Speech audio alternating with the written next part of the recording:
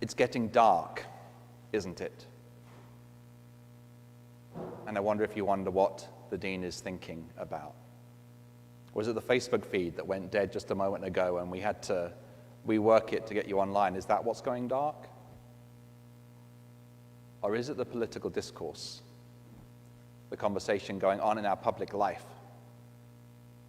Well, no, I'm not talking about either of those things. I mean, it's getting dark. The days are getting shorter, and the mornings, as we get up, are darker. And I noticed it particularly this morning because I got up to go out with River at 6 a.m., and my entire walk was in the dark today. Dawn wasn't until past 7. And it felt really dark and quiet.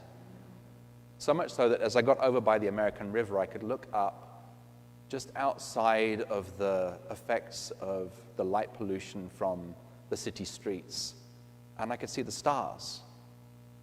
Now, I'm not really a stargazer, so I can't find my way around them, but I know I found the Big Dipper. I found that much. And I found the brightest star in the sky, which I realized is the dog star. I was looking for the North Star, and I found it after a moment. And it reminded me of the way in which people who get lost in the dark can navigate by the stars. They can orient themselves and make sure that they don't get lost. It's very easy to get lost in the dark. And when we do get lost, we need a guide. Perhaps a constellation. Perhaps a bright light in the heavens.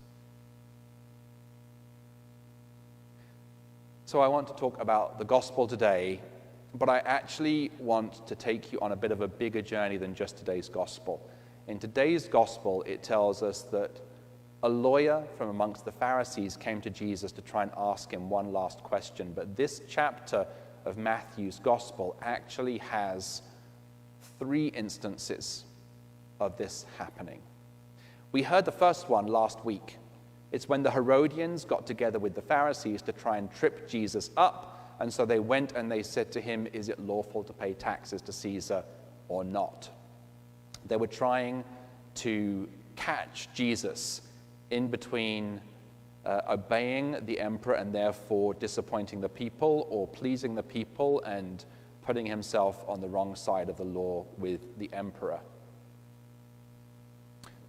A little bit later in the gospel passage, in the chapter that we were looking at today, although our lectionary writers the composers have skipped over this passage, there was another group that tried to trip Jesus up. I'm going to sum it up as briefly as I can. The Sadducees came to try and trip Jesus up with a second question. Their question was, Jesus, if somebody dies without a child and his younger brother marries his wife to give him an heir, this is using a piece of Jewish law which is called the kinsman-redeemer law. If somebody does that to give him an heir, and then that person dies, and the next brother dies, and the next brother dies, and the next brother dies, I've lost count, it gets to 7. If 7 brothers die, and they've all married the same woman, and they all go to heaven, who is married to who? And Jesus' response is to say, there is no marriage and giving a marriage in heaven. So I just want you to have in mind, I'm not going to get under the surface of that story for the moment, but just that the Sadducees wanted to trip him up. And that was the question they asked. And then in today's gospel, we go back to the Pharisees again. And the Pharisee lawyer said, which is the greatest commandment? And Jesus says, you shall love the Lord your God with all your heart and soul and mind, and you shall love your neighbor as yourself. That's the second commandment. It's like the first. So what I want you to have in mind is a different group of people all standing in a big sort of circle and all trying to come up with difficult questions to get Jesus lost so that he loses track of the people or of his own conscience, or he gets in trouble with the law. They're all standing there and they're trying to trip him up. But I want to go a bit deeper beneath the surface with each of these groups. So this is the part of the sermon where you might need a notepad, and there could be a test later. But I want to talk about why each group asked their particular question. The Herodians asked an incredibly Herodian question. They had accommodated themselves to the political rule of Caesar. The negative interpretation of that is that they were collaborators with a foreign invading power. The positive interpretation of that is that they thought making peace with the political rulers that actually existed at the time was a way of keeping peace and saving lives. The Herodians really believed in accommodating themselves to the political rule of the emperor through his vassal ruler, Herod. So that was important to them. What I want you to see is that their question was totally Herodian. It was absolutely a question that flowed from their hearts. We really believe that making peace with Caesar is important, so we're going to ask a question about that. Then we get to the Sadducees. When the Herodians failed to trip Jesus up, the Sadducees came along. And I want to tell you that you may not realize this, but they asked a totally Sadducee question. It was absolutely a question that flowed from their hearts. You see, there were two predominant theological perspectives in ancient Israel. The Sadducees represented one, the Pharisees represented the other. I'm going to tell you what they are, and this is where the notepad comes in handy. The Sadducees did not believe in the resurrection of the dead. They did not believe in souls. They did not believe in life after death. They did not believe in heaven. They didn't believe that spirits came and affected the world around us. They didn't believe in any of that. And you know what? It was a generally accepted theological position, a possible option amongst Jewish people in the ancient Near East. When I was much younger, I learned to distinguish between the Pharisees and the Sadducees because I was told a little mnemonic. I was told, you can remember what the Sadducees believed because they didn't believe in the resurrection of the dead because they were sad, you see. It's overly simplistic, sorry. But that's what I was taught to remember. And the contrasting perspective is the Pharisaical perspective, which is that there is a resurrection from the dead. There is such a thing as heaven. There is a persistence of the soul beyond life. There are spirits in the world around us. If you're tracking, you'll get that Jesus always said that. So it's quite possible that his spiritual formation was as a Pharisee. It's interesting because we always think of Jesus fighting with the Pharisees, but the beliefs that he held really dear were Pharisaical. And that means that the beliefs that we've inherited as a Christian church, in the belief in resurrection, the perpetual nature of the soul, our roots are in that kind of belief as well. Our roots are in that Pharisaical understanding. So, the Sadducees asked a very Sadducee question. If somebody's been married to 7 people, when they die, who will they be married to? They didn't believe that that happened. They didn't believe in life after death. They thought that they were pointing out the logical incongruity of the idea of resurrection itself. And Jesus responded to them by saying, there's no taking or giving of marriage in heaven. And it settled them down, and they became quiet. But I do want to say that they were asking a question from their hearts, something that was important to them. So now 2 groups have had a go at Jesus. They've tried to trip him up. They've tried to get him lost. They've tried to get him to be on the wrong side of a question with some part of the crowd. Everybody is watching. And he has deftly managed to sidestep all of them. So our Pharisaical lawyer comes up. And I've already told you that the Pharisees believe in the resurrection of the dead and the perpetual nature of the human soul. But they also really loved something else. They loved the law. the law was important to them. The negative way of interpreting that is perhaps that the Pharisees overemphasized the law over and above grace. The positive side would be to say that they really wanted to know how to find their way through the difficulties of life, and the law was their guide. So it was essential to them. It was essential not just to them getting the right answer or the wrong answer in any given situation, but it was essential to them in their hearts. It was their North Star, their guide. So the Pharisee says, which is the most important law? Now, he stepped up because he saw the Sadducees fail, and he thought he'd have a go.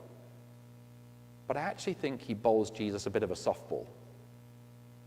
I mean, anybody that had been doing some thinking about faith should have a decent answer to that question, although maybe it would be possible to trip Jesus up.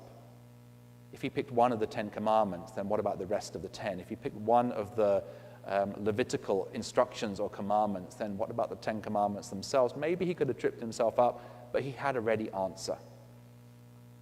The summation of the law, which was consistent with Jewish tradition, was the Shema.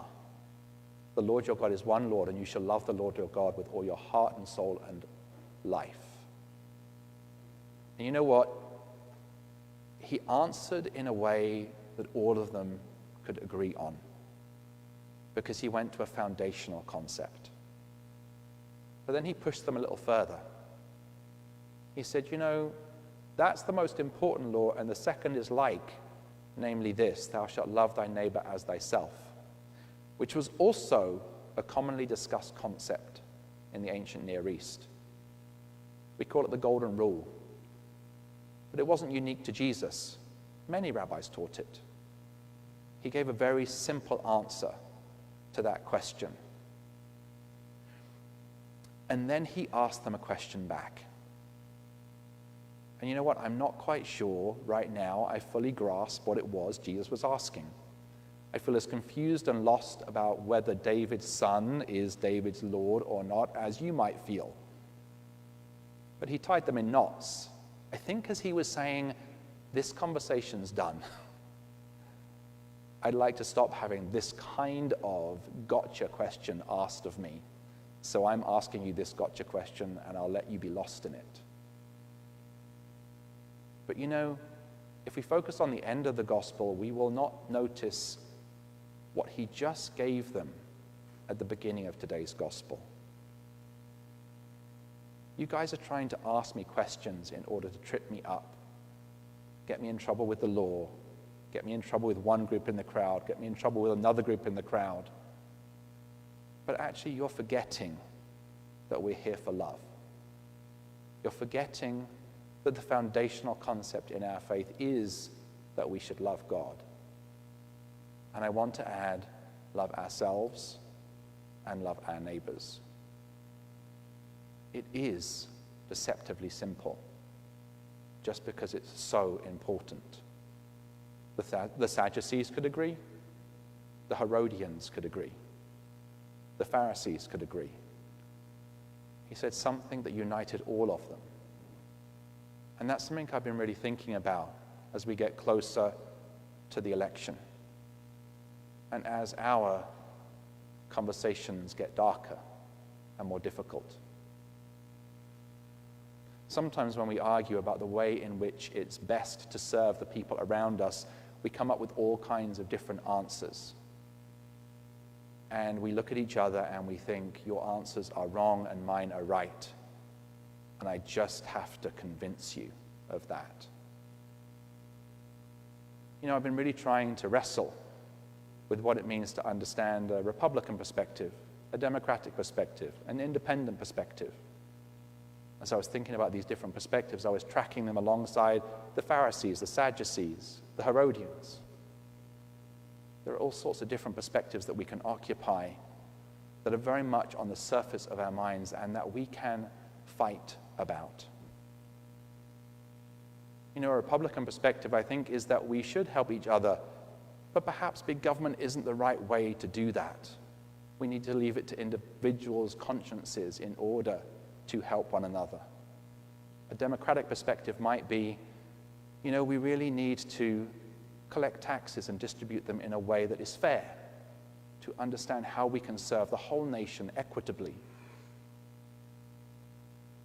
I'm trying to imagine, from the most generous perspective imaginable, how different people see their politics. I don't need to tell you the negative way to interpret each other.